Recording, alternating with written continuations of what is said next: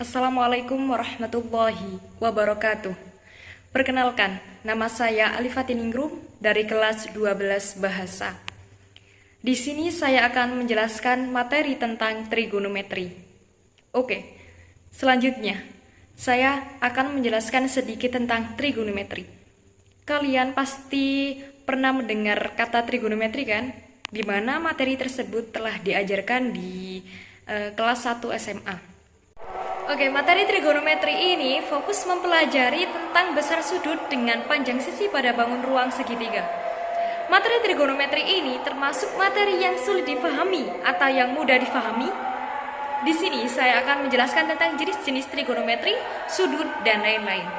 Simak videonya sampai habis ya. Bye, selamat menonton.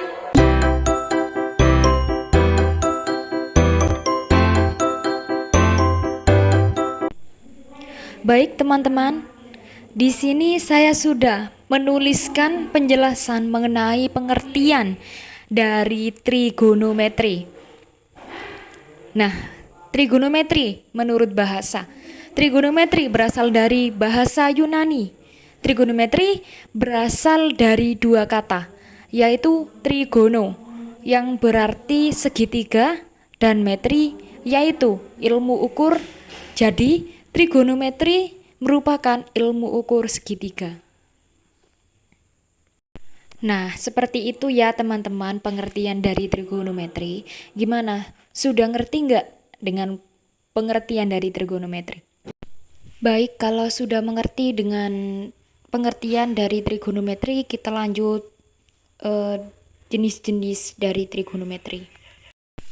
Nah, itu ya teman-teman, jenis-jenis trigonometri.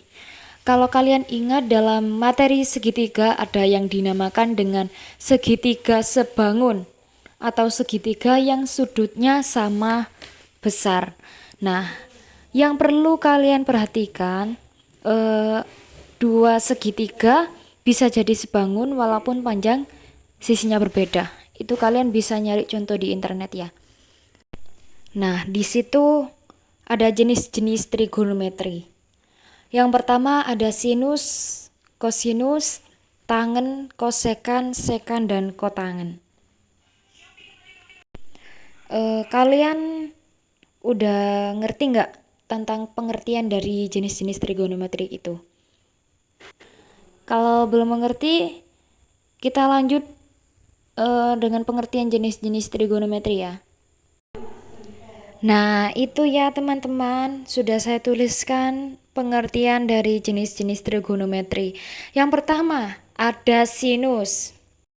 Sinus atau disingkat sin dalam ilmu matematika merupakan perbandingan sisi segitiga yang terletak di depan sudut dengan sisi miring. Namun, ini hanya berlaku untuk segitiga siku-siku yang salah satu sudutnya 90°. Nah, yang kedua ada kosinus. Kosinus atau cosinus yang disingkat dengan cos ya.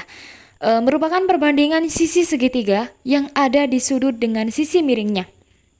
Sama seperti sinus, kosinus juga hanya berlaku pada segitiga siku-siku yang salah satu sudutnya 90°. Selanjutnya ada tangen. Yang dimaksud dengan tangen adalah perbandingan sisi sebuah segitiga siku-siku yang terletak di depan sudut dengan sisi yang ada di sudutnya. Selanjutnya, kosekan.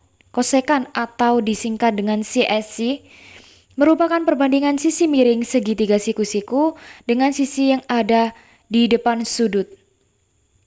Sekan. Sekan atau disingkat dengan SIC merupakan perbandingan sisi miring segitiga siku-siku dengan sisi yang ada pada bagian sudutnya. Selanjutnya ada kotangen. Kotangen atau kot merupakan perbandingan sisi segitiga siku-siku yang ada pada bagian sudut dengan sisi yang ada di depan sudutnya. Dari penjelasan mengenai sin, kos, tangen, kosekan, sekan, dan kotangen, bisa disimpulkan bahwa trigonometri itu sangat berhubungan erat dengan sudut, khususnya sudut segitiga siku-siku. Nah, secara umum setiap sudut sebenarnya mempunyai identitas masing-masing. Selanjutnya, Saya akan menjelaskan tentang sudut-sudut dari trigonometri. Sudut trigonometri. Yang pertama, sudut berelasi. Sudut berelasi pada kuadran. Dalam trigonometri ada istilah yang disebut kuadran. Ini merupakan 4 bagian bidang datar yang dibagi oleh sumbu silang X dan sumbu silang Y. Prinsipnya, jika Y-nya positif, maka nilai sin akan positif. Jika X-nya positif, maka nilai cos yang positif. Sementara nilai tan akan positif ketika X dan Y-nya sama-sama positif maupun negatif. Lalu terakhir K memiliki nilai yang selalu positif. Dari uraian barusan itu dapat disingkat agar mudah diingat. Itu ya, sudah saya tuliskan kuadran 1, kuadran 2, kuadran 3, dan kuadran 4. Itu, kuadran 1 mulai dari 0 derajat sampai 90 derajat, semuanya positif. Kuadran 2, 90 derajat sampai 180 derajat, hanya sin yang positif. Kuadran 3, 180 derajat sampai 270 derajat, hanya tan yang positif. Kuadran 4, 270 sampai 360 derajat, hanya cos yang positif. Rumus-rumus ini mempunyai pola yang sama, khususnya sudut relasi yang digunakan serta tanda untuk setiap kuadran. Begitu. Yang kedua, ada sudut negatif. For your information. Sudut positif dalam trigonometri memiliki arah putaran yang berlawanan dengan jarum jam. Sebaliknya, sudut negatif memiliki arah putaran yang searah jarum jam. Selain itu, sudut negatif trigonometri juga bisa didapatkan dari rumus yang sudah saya tulis itu ya. Bisa dibaca sendiri. Yang ketiga, ada sudut lebih dari 360 derajat. Khusus untuk sudut yang lebih dari 360 derajat, caranya bisa kalian lihat pada gambar itu ya.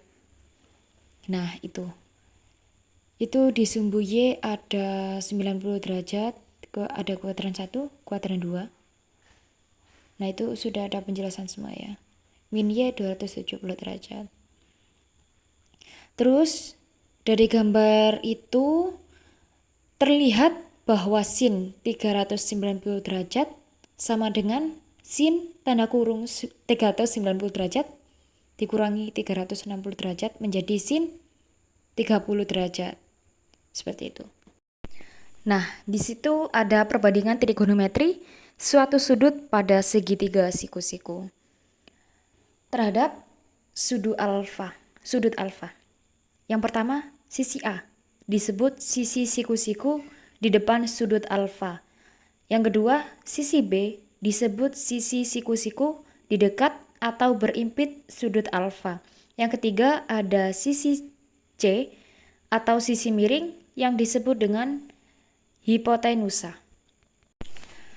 Nah, itu definisi dari perbandingan trigonometri terhadap sudut alfa. Itu ya, bisa kalian lihat perbandingan dari sin alfa, cos alfa, tan alfa, kosekan alfa, secant alfa. Di situ ada penjelasannya ya. Bisa dibaca sendiri. Itu lanjutannya yang kotangan yang nomor 6. Setelah kalian memahami dari perbandingan trigonometri barusan, selanjutnya ada identitas trigonometri. Itu sudah saya kasih contoh segitiga A, B, C. Dengan rumus A kuadrat ditambah B kuadrat sama dengan C kuadrat. Nah, di situ sudah saya cantumkan rumus-rumusnya. Kenapa kok seperti itu? Karena sin A sama dengan A per C dan cos A sama dengan B per C. Maka sin A kuadrat ditambah cos A kuadrat sama dengan 1. Sin kuadrat A plus cos kuadrat A sama dengan 1. Nah, itu jika sin A bla bla bla. Dan itu ya, tulisannya bisa dilihat, sudah saya jelaskan di tulisan itu. Nah, selanjutnya ada identitas trigonometri. Identitas trigonometri itu ada 3. Yang dimaksud dengan identitas trigonometri adalah hubungan suatu fungsi trigonometri dengan fungsi trigonometri yang lainnya. Identitas trigonometri ini bisa kalian tunjukkan kebenarannya melalui 3 cara itu yang sudah saya tulis. Yang pertama, bisa dengan menyederhanakan ruas kiri memakai identitas trigonometri sebelumnya hingga bentuknya sama dengan ruas kanan. Yang kedua, menyederhanakan sekaligus mengubah ruas kanan hingga bentuknya menjadi sama dengan ruas kiri. Yang ketiga, ubah ruas kiri dan ruas kanan agar memiliki bentuk yang sama. Seperti itu. Nah, selanjutnya ada rumus trigonometri. Rumus trigonometri ini teman-teman, sejak dulu sampai sekarang, rumus trigonometri selalu dianggap membingungkan oleh kita sebagai pelajar, terutama bagi mereka yang baru pertama kali mempelajarinya. Namun bukan berarti rumus trigonometri ini tidak bisa dipahami sama sekali ya.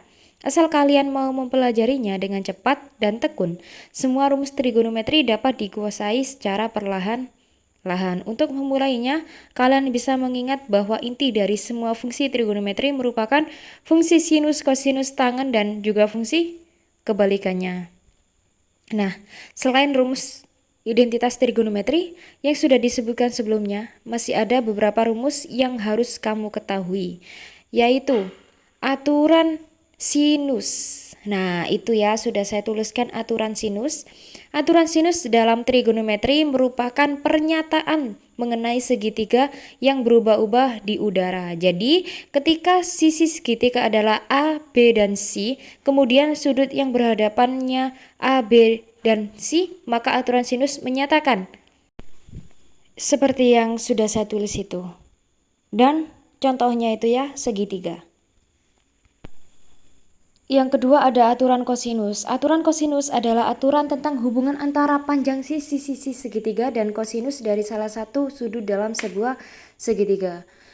Di situ ada aturan C kuadrat sama dengan A kuadrat plus B kuadrat dikurangi 2AB cos Y. Di situ ya, sudah jelas. Selanjutnya ada fungsi trigonometri. Perlu kalian ketahui, fungsi trigonometri merupakan fungsi yang memakai trigonometri dan terdiri dari fungsi aljabar serta fungsi trigonometri itu sendiri. Dalam fungsi ini, kalian akan memakai aturan trigonometri seperti sin, cos, dan tang. Berikut fungsi dari trigonometri. Yang pertama ada sinus, merupakan suatu sudut yang diartikan sebagai perbandingan panjang sisi di depan sudut dengan sisi miringnya yang ditulis sin C sama dengan sisi di depan sudut per sisi miring segitiga. Yang kedua ada kosinus, sebuah segitiga diartikan menjadi perbandingan panjang sisi yang ada di depan sudut dengan sisi samping sudut yang ditulis tan C sama dengan sisi di samping sudut per sisi miring segitiga. Yang ketiga, tangen, yaitu suatu sudut segitiga diartikan menjadi perbandingan panjang sisi yang ada di depan sudut dengan sisi yang ada di samping sudut dan ditulis tan C sama dengan sisi depan sudut per sisi samping segitiga. Yang keempat, kosekan. Suatu sudut adalah panjang sisi miring dengan sisi yang ada di depan sudut yang ditulis kosekan C sama dengan sisi miring segitiga per sisi di samping sudut. Selanjutnya, yang kelima, sekan, merupakan perbandingan panjang sisi miring dan sisi yang ada di samping sudut dan ditulis sekan C sama dengan sisi miring segitiga per sisi di samping sudut. Yang keenam, kotangen. Suatu sudut merupakan perbandingan sisi yang ada di samping sudut dan sisi yang ada di depan sudut yang ditulis kotangen C sama dengan sisi di depan sudut per sisi di depan sudut. Nah, selanjutnya ada penerapan trigonometri dalam kehidupan sehari-hari nih teman-teman. Yang pertama, mengukur tinggi suatu pohon tanpa memanjatnya terlebih dahulu, yaitu dengan memanfaatkan sudut elevasi pandangan mata kamu terhadap pohon yang dihitung tingginya. Yang kedua, mengatur kemiringan jembatan atau jalan agar tidak membahayakan penggunanya. Yang ketiga, pemain bola bisa menggunakan pengaturan sudut elevasi tendangan agar bola bisa diprediksi masuk ke gawang lawan secara cepat. Nah, yang nomor 1 dan 2 itu biasanya kalau kita pramuka gitu ya, mengukur pohon. Nah, yang terakhir saya mengambil contoh soal dari trigonometri tadi. Satu contoh soal saja ya, yaitu tentukan nilai sin dari 210 derajat. Yang sebelah kanan atas itu, jika ngambil 180 maka harus ditambah 30 derajat supaya menjadi 210 derajat. Sama juga yang 270 itu salah nulis ya, bukan derajat, 210 saja. 270 saja. Maka harus dikurangi 60 derajat supaya menjadi 210 derajat. Nah, yang pertama, kita kerjakan yang 180 derajat dulu ya. Itu sin 210 sama dengan min sin 180 derajat plus 30 derajat. Maka sin dari 30 derajat itu 1/2. Sama juga jika kita mengambil 270 derajat maka harus dikurangi 60 derajat. Maka cos dari 60 derajat itu 1/2 juga. Sama ya jawabannya, cuman caranya aja yang beda. Terima kasih. Baik, demikian pembahasan dari saya. Bagaimana materi yang telah saya sampaikan? Mudah bukan?